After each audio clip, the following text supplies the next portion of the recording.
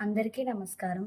ఆజ్ఞా కీర్తి పాలనం బ్రాహ్మణానాం దానం భోగో మిత్ర సంరక్షణం చ ఏషామేతే షడ్గుణాన ప్రవృత్తాః కోర్థస్తేషాం పార్థివోపాశ్రయేణ. అంటే ఓ రాజా, రాజు అనేవాడు ఎప్పుడూ కూడా దుర్జనుల్ని శిక్షించగలగాలి.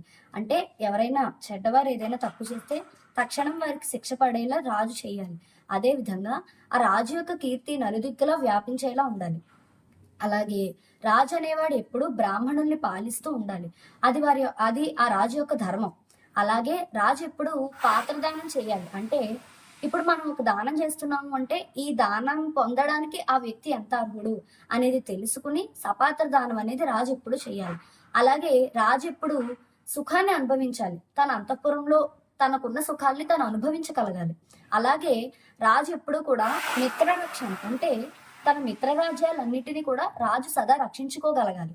ఈ 6 గుణాలు ఏ వ్యక్తిలో అయితే లేవో ఆ వ్యక్తి ఇంకా వారు ప్రభువు కింద రాజు కింద ఎలా అర్హుడవుతాడు? వారు అలా రాజుగా ఉండడం వల్ల ఇంకా దేశానికి ప్రయోజనం ఏముంటుంది? ఇది ఈ శ్లోకం యొక్క భావం.